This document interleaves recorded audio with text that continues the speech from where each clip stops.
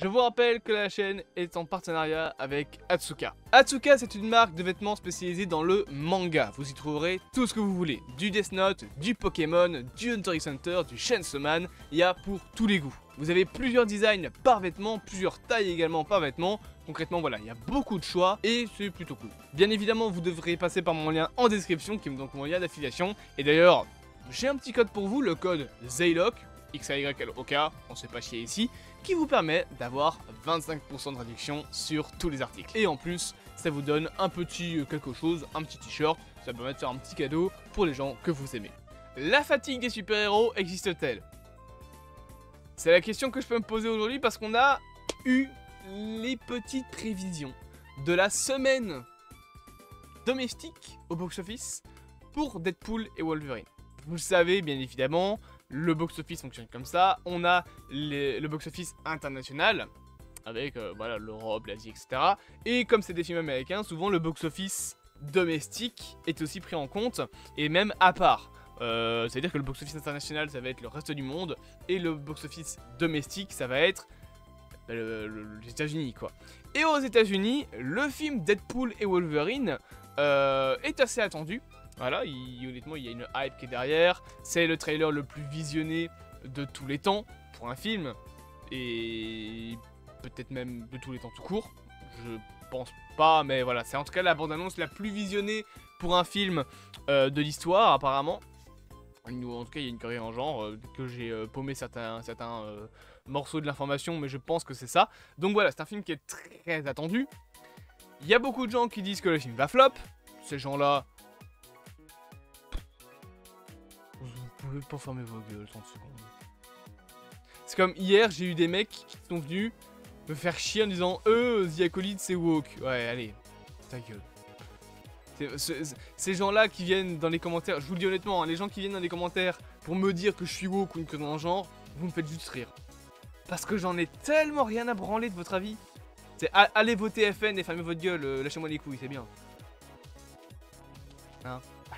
Bref, plus sérieusement, le film est attendu au cinéma par beaucoup de gens.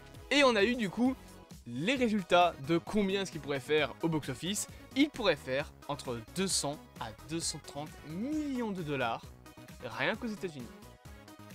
Le film a un budget aux alentours de 200-250 millions. Si on compte bien évidemment le fait que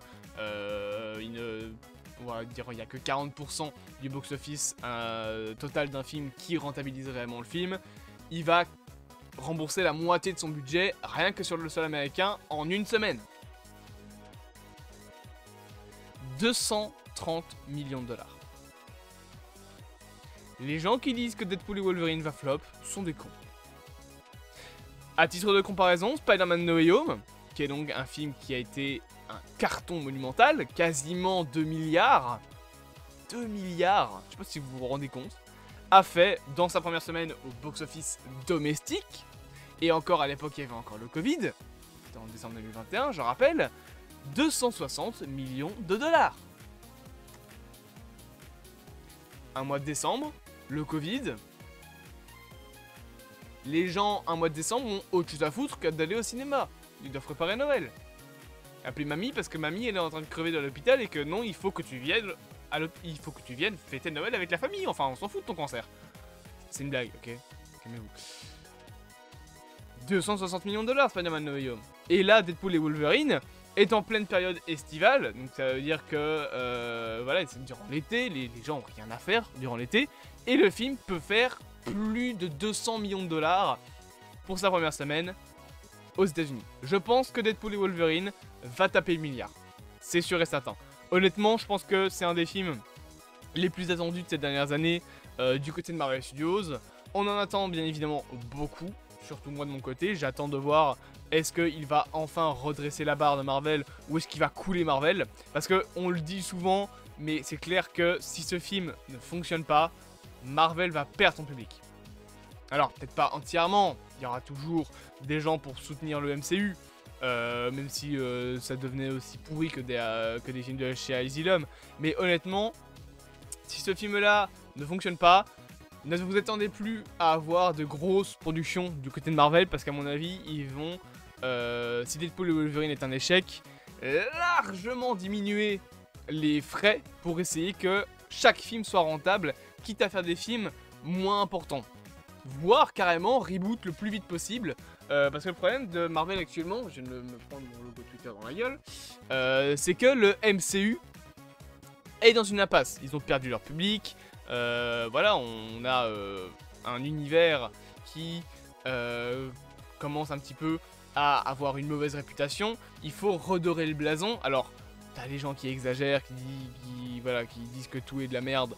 Tout n'est pas de la merde, ça c'est faux. Voilà, hein, on va pas se mentir 30 secondes. Non, tout n'est pas de la merde dans la phase 4 et dans les phases 5. Voilà, je le dis. Mais bon, c'est vrai que Marvel a perdu quand même beaucoup la confiance du public. Peut-être pas, je pense, au niveau de DC. Hein, calmons-nous quand même, parce que les gens qui osent me dire que le DC EU est mieux que le MCU, il faudra peut-être revoir Shazam 2 et The Flash. Hein. Je pense que à un moment, regarder un film les yeux fermés, bah ça fonctionne pas, faut regarder un film les yeux ouverts. Parce que si on prend les derniers films du MCU et les derniers films de chez DC, dans le MCU, les derniers films qu'on a eu, c'est Shang-Chi, Doctor Strange 2, Thor 5, Quantumania, les Marvels, enfin The Marvels, et No Way Home, voilà, on va compter ça. Shang-Chi était très bien, Black Panther 2 était très bien, Les Gardiens 3 était très bien, Doctor Strange 2 était très bien, les Marvels étaient bien, Quantumania est très moyen, là je peux comprendre. Thor 4 pardon, donc Thor Love and Thunder, j'ai pas passé un si mauvais moment devant que ça. Enfin, genre, quand je suis sorti de la salle, bah ça m'a pas déplu, on va dire.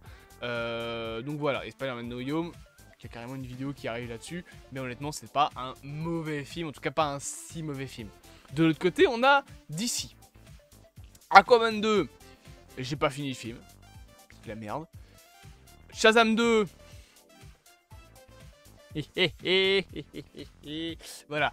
Wonder Woman 84.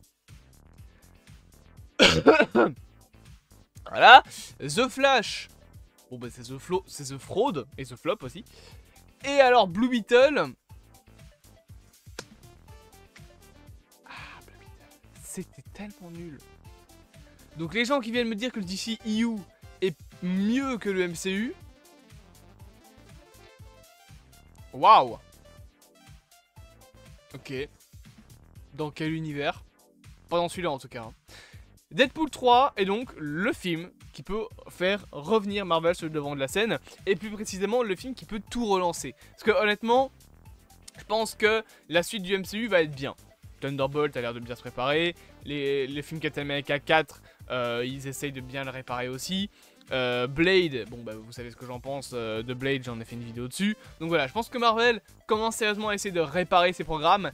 Et en 2025, en 2026, on va avoir de la qualité. En tout cas, c'est ce que j'espère. J'espère que cette petite vidéo vous aura plu. Bien évidemment, n'hésitez pas à vous abonner, à partager, à liker et à commenter. Et on se dit à bientôt pour de prochaines aventures.